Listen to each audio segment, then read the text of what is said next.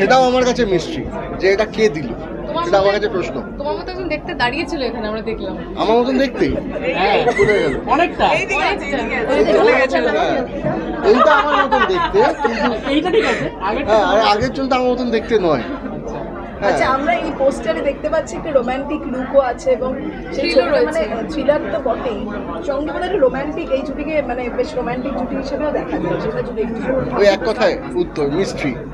ঠিক আছে, মিস্ট্রি তো আছে, রোম্যান্সও আছে, সবটাই আছে না, সবটাই আছে, সাসপেন্স আছে, রোম্যান্স আছে, মিস্ট্রি আছে, এবং সব থেকে বেশি খুব সাইকোলজিক্যাল থ্রিলার। যদি ছবিটাকে আমরা ডিফাইন করতে চাই, it is basically a psychological thriller. তো সুতরাং একটা সাইকোলজিক্যাল রোলার কোস্টার তো থাকবে, তার সঙ্গে অ্যাট দ্য সেম টাইম কিন্তু অনেক কিছু মুহূর্তের যদি আমাদেরকে যেতে হবে। আমার মনে হয় যে সেটা সত্যি খুব মানে লোমহর্ষক হওয়া উচিত। সেই চেষ্টাই আমরা করেছি, এখন দেখা যাক।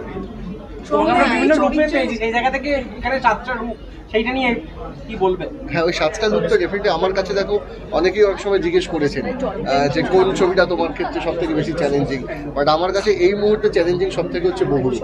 কারণ 7টা লুক এবং 7টা লুকের তার ক্যারেক্টারাইজেশন, তার বডি ল্যাঙ্গুয়েজ থেকে শুরু করে এন্টায়ার মানে টোন, ভোকাল টোনটা যদিও এখন ডাবিং হয়নি, বাট চেষ্টা করবো যাতে এক একটা লুকের সঙ্গে এক এক রকম ভোকাল টোন যায়।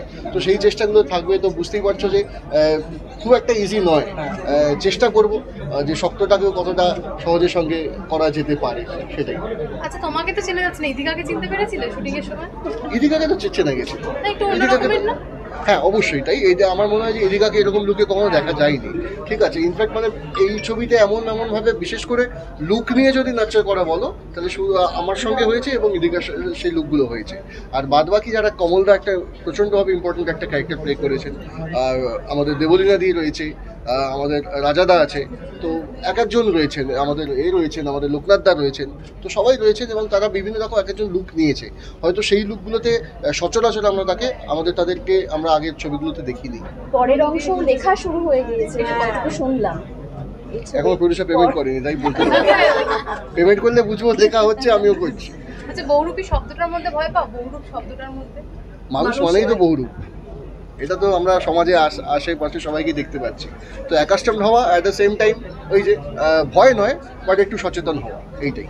এদিকা না সেমই অ্যাকচুয়ালি, কারণ মানুষের মধ্যেই বহুরূপ আছে।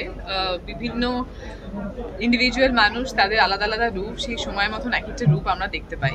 তবে ওই যতক্ষণ যেই রূপ আমাকে হার্ম না করে, ততক্ষণ সেই রূপটা আমার জন্য ভালো। যখন আমাকে হার্ম করে, আমি চেষ্টা করি নিজেকে ডিফেন্ড করার বা প্রোটেক্ট করার।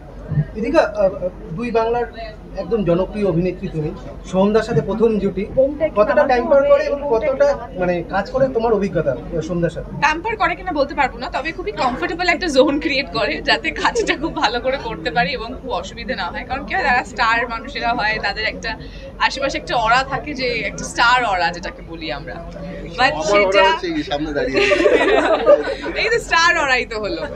তো সেইটা কোনো মতেই ফিল না হতে দেওয়া এবং একটা কমফর্ট জোন ক্রিয়েট করা, যাতে আমরা একসঙ্গে কাজটা একভাবে করতে পারি। তো এইটা অবশ্যই। তোমরা কি যেন ভাবছে না, কি বলবে? ঠিক পড়াটা কি ম্যাচ হচ্ছে? বহুরূপটা তো এত মানুষ চাই যে কেউ তো প্রশংসা করে না, ভালো লাগে।